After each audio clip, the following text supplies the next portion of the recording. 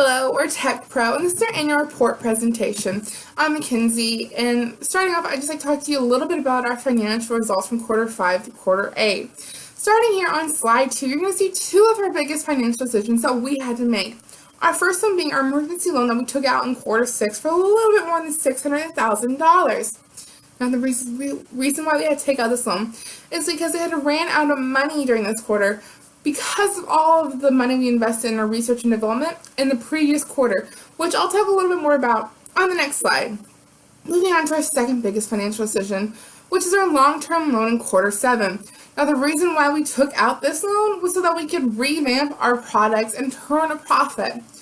Now, looking at our assets and our equity, you'll see that they nearly doubled in quarter 7 through quarter 8, so obviously this long-term loan was a very good idea. Now, moving on to slide 3. Let's go back to quarter 5 and talking about that research and development. In this quarter, we invested $3,743,000 into our research and development. Now, this is on 2 projects, one to complete in 1 quarter and the other one to complete over 2 quarters. Now, thankfully for us, both of these projects were completed before we ran out of money. Now, this is why we took out that long-term loan, so we could put these new research and development components onto our brand new computers and turn a profit. Also, with this long-term loan, we increased our expenses during quarter 6 as well as quarter 7 and quarter 8. Now, we increased our expenses in things like our advertising, our sales force expenses, our quality costs, stuff like that. And that was all so we could turn a profit and make better brands. And if you look here at our gross profit from quarter 6 to quarter 7, you'll see that our gross profit more than doubled in these quarters.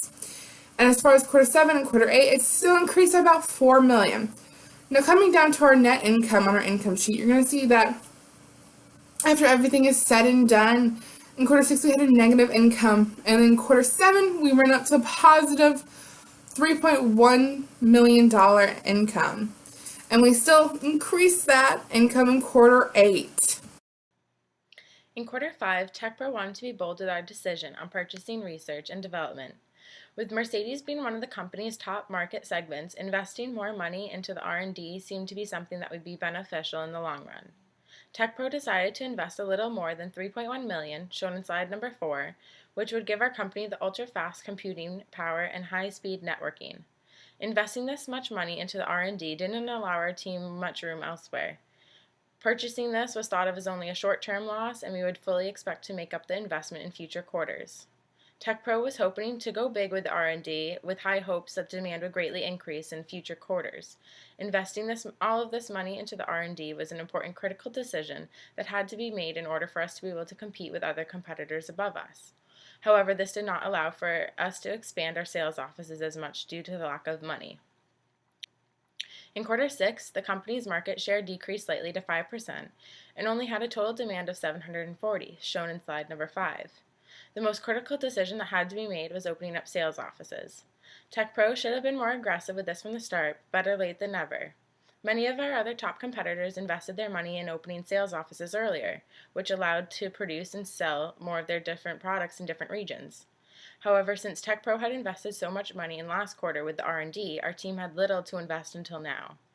In quarter 6, TechPro opened 3 sales offices in Los Angeles, Mexico City, and in Warsaw.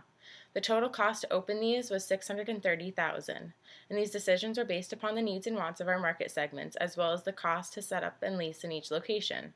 Opening up these locations would give TechPro a total of 6 sales offices, which all had high needs and wants. In quarter 7, our company had begun to take out an emergency loan of $601,000, and our market share fell even more to only 3%, and total demand falling to 736 units. Needless to say, TechPro was hurting here and not generating any wealth. The retained earnings for TechPro dropped to $7.8 million, and quarter 7 was the last opportunity to try to do better. In this quarter, our company knew we had the demand, but we did not have the fixed capacity available. With only 1 quarter being left for the year, TechPro upped our fixed capacity to allow 100 units per day in the next quarter, shown in slide number 6. Increasing the fixed capacity is a huge advantage that should have been done sooner. Our company had the demand, but we did not have the capacity in the previous quarters to fully meet it. This expansion in the production capacity allowed TechPro to then be able to produce up to 6,500 units per quarter. Another critical decision made this quarter was to hire salespeople in those new sales offices. TechPro's Salesforce budget was $1.3 million, which will very much help in the long run, and these decisions were made because our company decided to stop producing our original brands that we first made and to replace them with two better updated desktops. The two new brands and ads strictly focused on Innovator and Mercedes and followed what the leading competitors are doing, showed in slide number 6. TechPro saved money in the long run by ditching the old brands and investing with the new brands and ads. We did not sell any of the unwanted inventory yet. Instead, our team decided to stop producing old products and to just sell them outright. In quarter 8, great things happened and the company TechPro grew to 14% of the market share and a total demand of 4,188 units, shown in slide 7. This was a huge increase since last quarter and about 5 times the total demand from last. TechPro wanted to maintain this success with hope to improve in the future.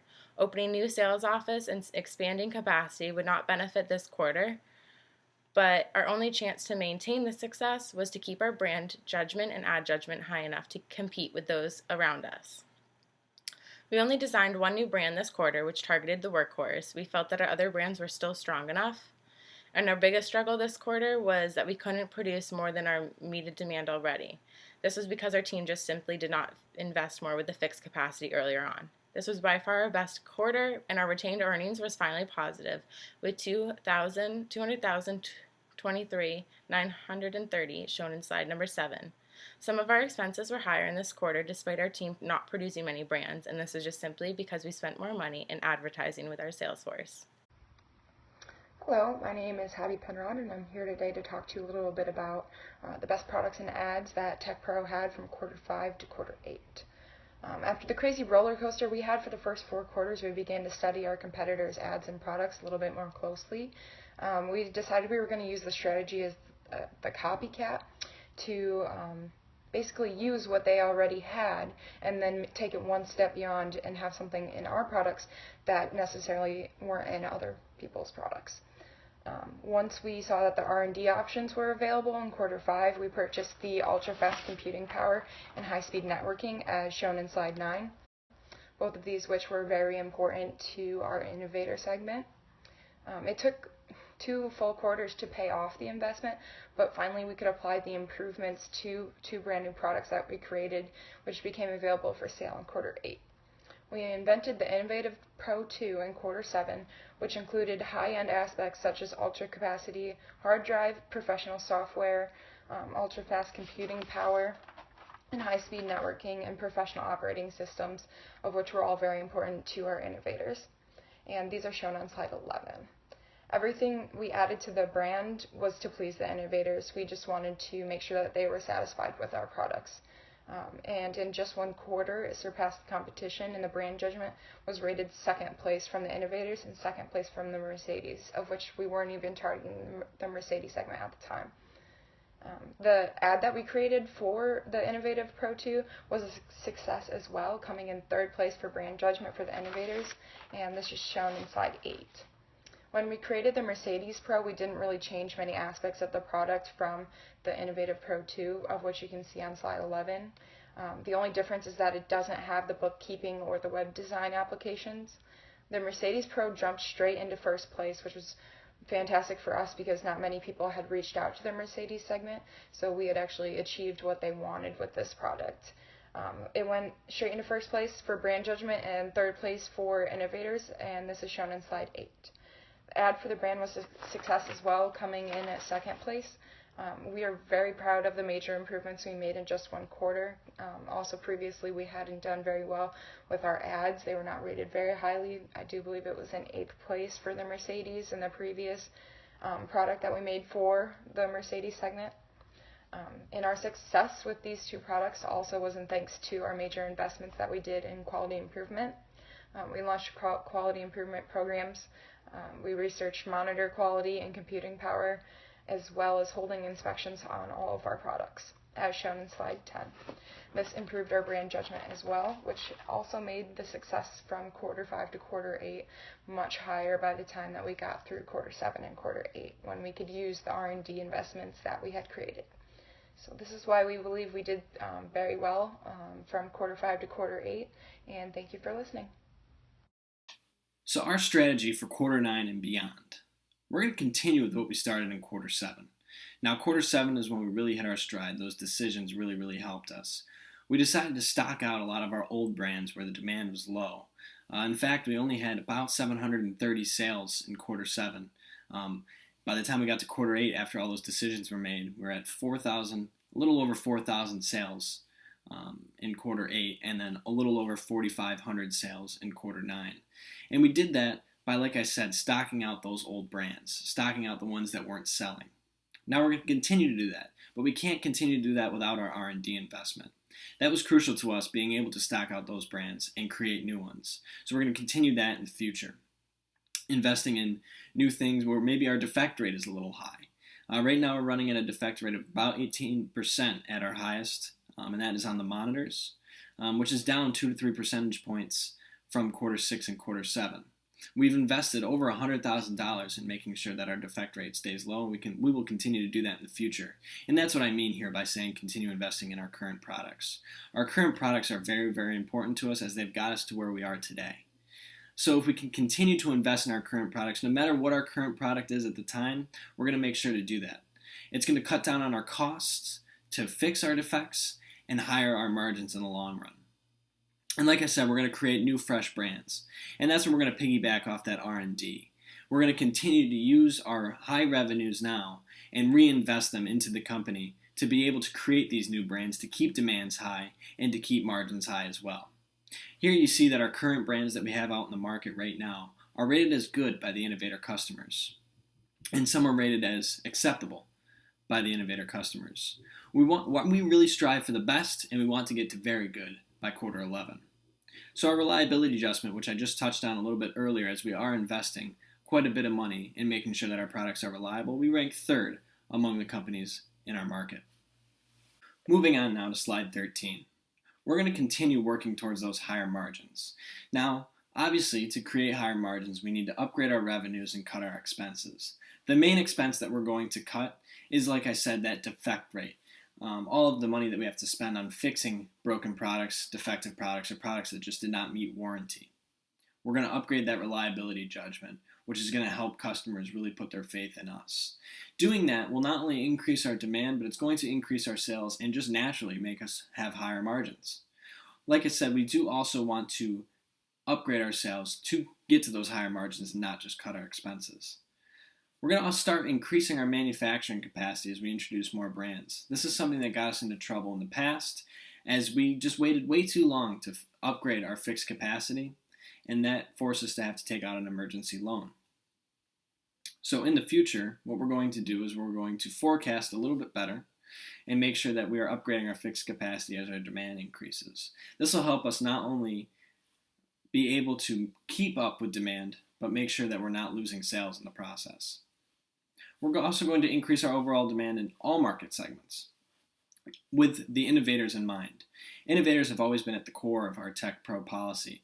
And what we really want to do is still cater to our innovator customers because they're the core of what we do, but we also want to go into those untapped markets and piggyback off our successes from innovators and maybe move into the Mercedes segment or the workhorse segment. This will help us not only increase our demand, but also keep our products fresh and new, like I mentioned before. Now, this little financial statement highlight I thought was very interesting down here at the bottom. The numbers on the left are us, TechPro. The numbers just to the right of them are the lowest company, and the numbers to the right of those are the highest. The numbers to the right of those are the average. Now, you can see that we are above average in all 3 aspects. What's interesting about these numbers is that before quarter 7, our quarter 7 decisions came in, we were well below average on all of our financial performance. Ever since we kind of revamped what we've done and had this new mentality of how we're going to conduct business, we've seen our sales, our revenues, our gross profit, and our net income skyrocket. And we hope to be at the highest by this time next year. Throughout the course of the 9 quarters, we learned many lessons. The first of which is that fixed capacity aspect. We waited a very long time to upgrade our fixed capacity in the hopes of saving money, the hopes of cutting our costs. And what it did was it just ended up costing us money in the form of that emergency loan that we had to take out. So in the future, we're going to address our fixed capacity every quarter and make sure that we're staying on top. We also learned the importance of brand judgment, the way the customer perceives TechPro and the TechPro brands. The more the customer can speak well of our products, the better our demand will be and the better our brand judgment will be, which is very important. We also learned the importance of investing in quality improvement for that reason, for that brand judgment reason. If our products can be of the highest quality, we're going to have a better perception of our brand from the customers and more demand in the long run. And more demand all across the board from all aspects and all segments. We also learned the importance of research and development. Research and development was crucial for us to be able to get to where we are today.